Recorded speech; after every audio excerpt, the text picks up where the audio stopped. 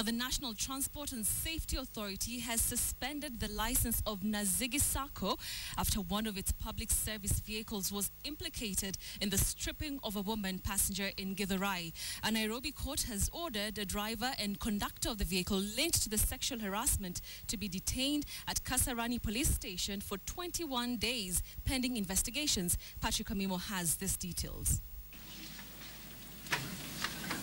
Driver Nicholas Chege and his conductor Mesha Kumboro were arraigned in a Nairobi court after their public service vehicle was linked to a sexual harassment incident early this week.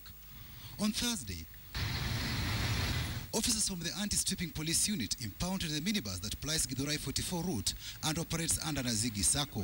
A video footage of the incident shows the woman pleading with the attackers not to rape or insert a bottle into her private parts.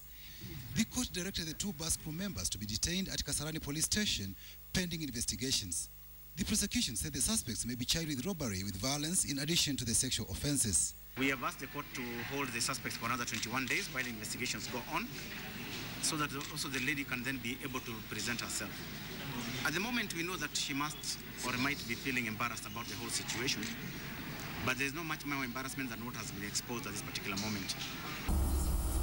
In a swift move, the National Transport and Safety Authority has cracked the whip on a fleet of 243 vehicles registered under Nazigi Sacco that operate in Githurai along Thika Road, Zimmerman, Kahawa West route.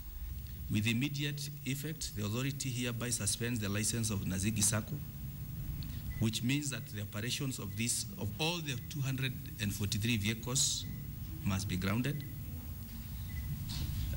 and are hereby suspended.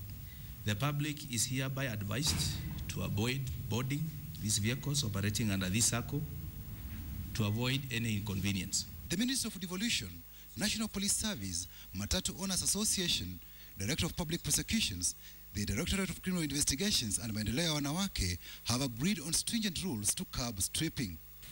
Any violation that starts from now, if it happens in your matatu, we will take action against that that driver unless they participated in stopping it, including the owners of the matatus, so that they can hold their drivers accountable. And matatu owners will be blacklisted and prevented from continuing to engage in business. In other words, it happens in your matatu, that matatu is grounded, the Sacco action is taken against it, we also ground the Sacco. Elsewhere, the 6 men who allegedly undressed and sexually assaulted a woman in Nairobi's Kayole estate reappeared before Makadara Principal Magistrate Victor Wakumile to plead to charges. The 6 are charged with indecently assaulting a woman along Mihango Stage in Nairobi's Kayole estate. They have been denied bail until the case is mentioned next week on the 2nd of December. Cliff Ombeta has been appointed by the Law Society of Kenya to prosecute all suspects stripping and molesting women. He appealed to all victims who have been forcefully undressed to come forward and record statements and assured they will be protected.